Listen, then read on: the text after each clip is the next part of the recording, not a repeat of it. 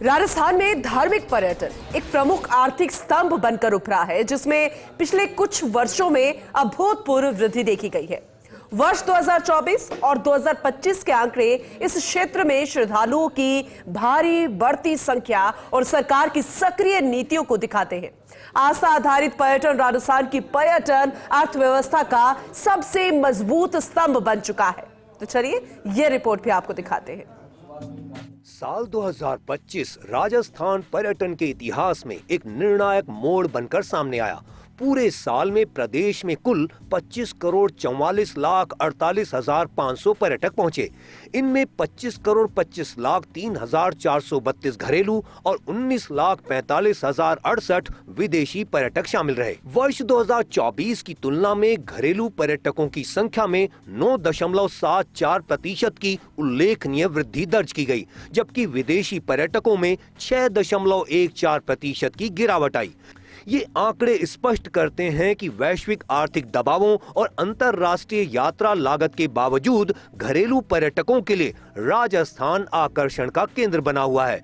2025 के आंकड़े बताते हैं कि राजस्थान में पर्यटन की धुरी आज भी धार्मिक स्थलों के इर्द गिर्द घूम रही है। जयपुर सहित टॉप जिलों का प्रदर्शन। जयपुर 1,73,49,658 पर्यटक पहुंचे।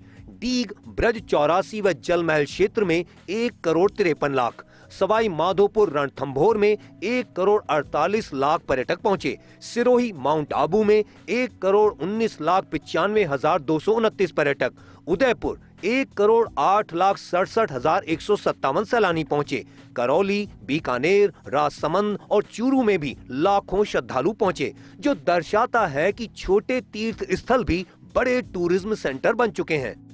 राजस्थान में पर्यटन की कई विधाएं हैं, heritage, desert, wildlife, city tourism. लेकिन 2025 में एक बार फिर साबित हो गया कि धार्मिक पर्यटन ही सबसे बड़ा ट्रैफिक जनरेटर है। सीकर जिले में स्थित खाटू श्याम जी मंदिर ने रिकॉर्ड बनाया। यहाँ 3,08,75,927 श्रद्धालु पहुंचे। ये संख्या कई बड़े महानगरों की आबादी से अधिक है। इसी तरह तीर्थराज पुष्कर और अजमेर शरीफ दरगाह वाले अजमेर जिले में 2,65,11,241 पर्यटक दर्ज हुए।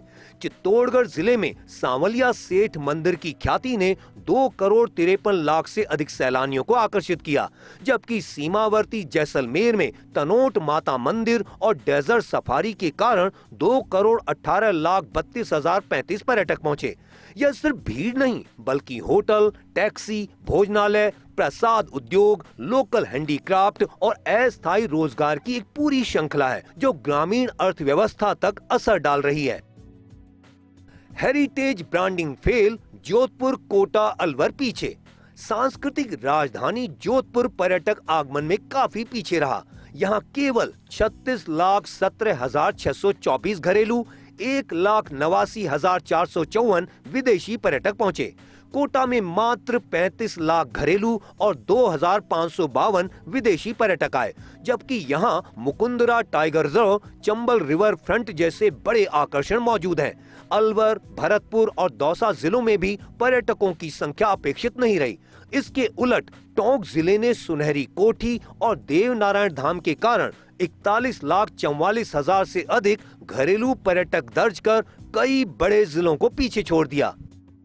एक तरफ जहां घरेलू पर्यटन मजबूत हुआ, वहीं विदेशी पर्यटकों में 6.14% गिरावट राज्य के लिए चेतावनी है। विशेषज्ञ मानते हैं कि इसके पीछे अंतरराष्ट्रीय उड़ानों की लागत, सीमित प्रमोशनल कैंपेन, अनुभव आधारित टूर पैकेजों की कमी, नाइट टूरिज्म व स्मार्ट सिटी इंटीग्रेशन का अभाव जैसे कारण प्रमुख हैं। राजस्थान अब भी विदेशी पर्यटकों के लिए फोर्ट्स एंड पैलेसेस स्टेट है, लेकिन आधुनिक ट्रैवलर इमर्सिव एक्सपीरियंस चाहता है। विशेषज्ञों का मानना है कि यदि राज्य सरकार धार्मिक पर्यटन circuit, heritage trail, wildlife corridor, desert experience और सिटी नाइट टूरिज्म को एकीकृत नीति में जोड़ दे, तो न केवल विदेशी पर्यटक लौटेंगे, बल्कि जोधपुर, कोटा और अलवर जैसे जिले भी मुख्य धारा में आ सकते हैं। प्रदेश में यूं तो जल, थल और नभ तीनों तरह की पर्यटन विधाएं मौजूद हैं, लेकिन आस्था अर्थव्यवस्था की धुरी बनती जा रही है। बीते वर्ष यानी 2025 के अंदर प्रदेश के अंदर 25 करोड़ से ज़्यादा पर्यटक आए, लेकिन जिन्होंने धर्म की आस्था की चौखट को चूमा उनकी संख्या करीब 22 करोड़ रही। कहा जा सकता है कि धार्मिक पर्यटन शीर्ष पर रहा और स्मारक स्थापत्य या इतिहास कहीं पीछे छूट गया। बेहतर होगा अब इसी तथ्य को ध्यान में रखकर भविष्य की योजनाएं तैयार करनी होंगी ताकि ट्रैवल ट्रेड इसको भुना सके और प्रदेश की अर्थव्यवस्था मजबूत हो सके।